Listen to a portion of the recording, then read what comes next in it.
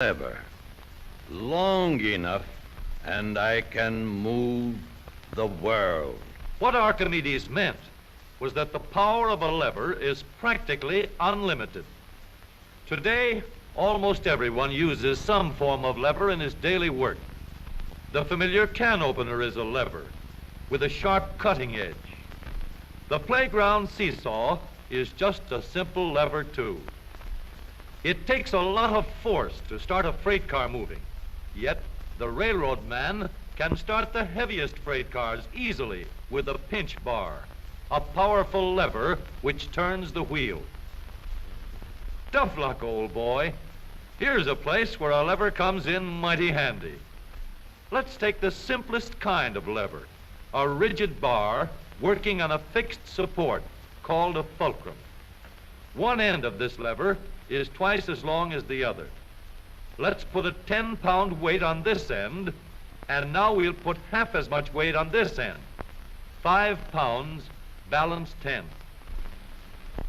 If we have 25 pounds to lift, we just use a longer lever. The 5 pounds will now balance 5 times as much. Let's raise the lever in the air, change its shape a little, and we have a crank. Or we can add a second lever and have a double crank. Now the short arm moves 1/4 the distance, but we get 4 times the force. If we want continuous motion, we need more arms. Now we have levers that turn. The larger paddle wheel makes fewer turns, but it delivers more force. A paddle wheel is nothing but a never-ending series of levers. We can make the wheels stronger and lessen friction where the wheels touch each other by rounding off the edges and shaping them into teeth that will slide in and out smoothly. Now, the power flows smoothly and continuously through spinning leverage of gear wheels.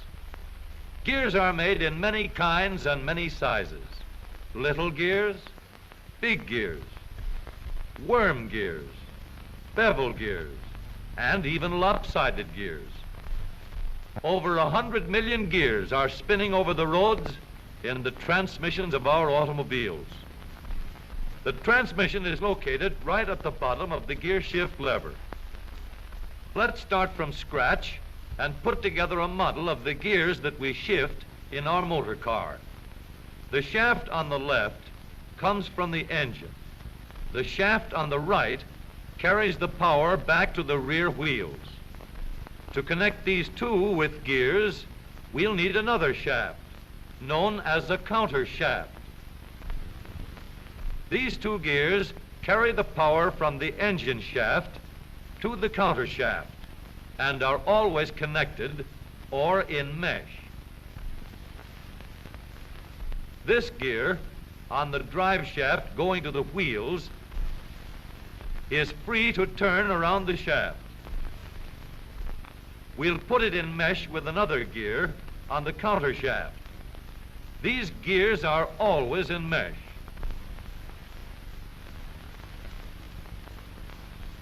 And keep turning while the engine is running. To switch from one set of gears to another, our transmission needs a short shaft like this, known as a clutch sleeve.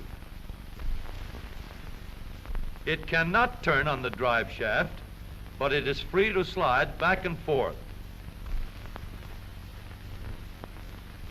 On the sleeve, we'll mount a large gear, which we can shift back and forth to mesh with the small gear in the middle of the counter shaft.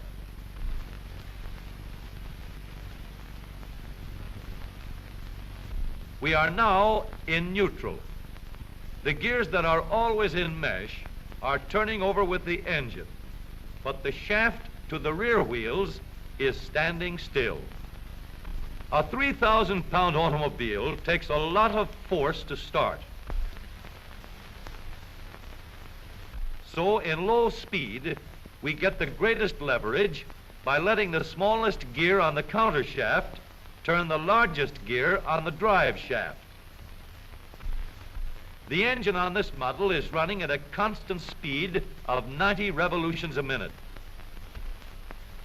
With low gears in mesh, the rear wheel is turning at 30 revolutions a minute, about a third the speed of the engine, but with 3 times the force. The power is going through these gears in the transmission.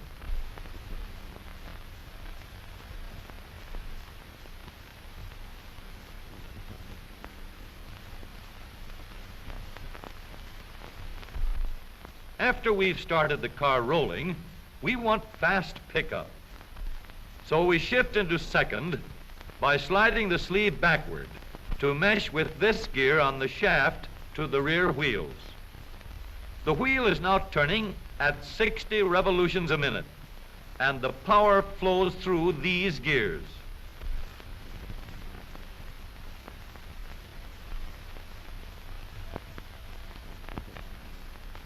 For higher speeds, we let the power go directly to the rear wheels.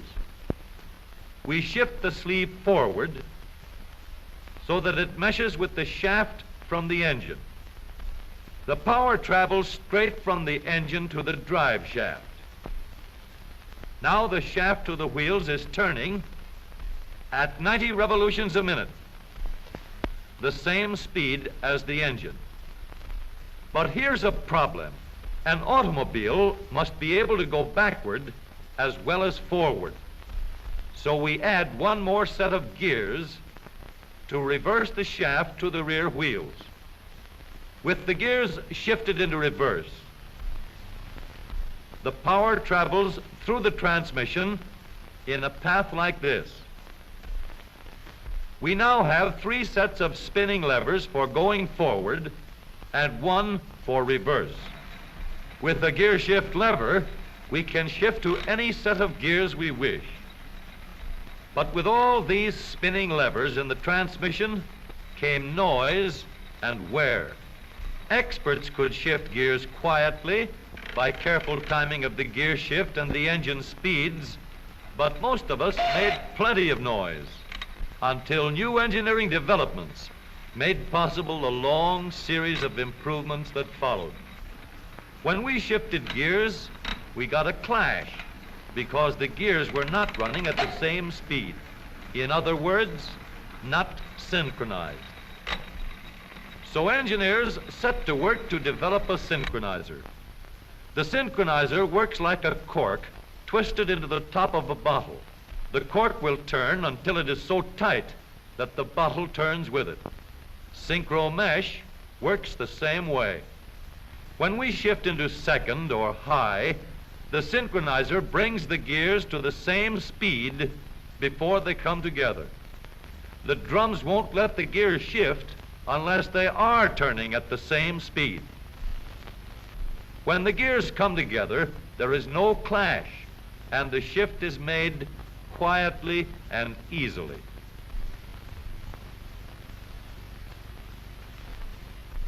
In the transmission of the up-to-date automobile, we have a powerful low gear to give us a strong spinning leverage in starting.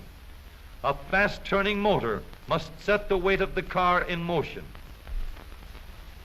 In second speed, we can change leverage to get going fast at the same engine speed. With the leverage of third gear, power goes directly to the rear wheels, and we can go as fast as we want. Now every driver can shift gears at any time, regardless of speed. Here is a hill that will give us a real chance to see how smoothly and reliably our spinning levers work in our automobile transmission. This driver is going to let her car gain a speed of 60 miles an hour down the hill.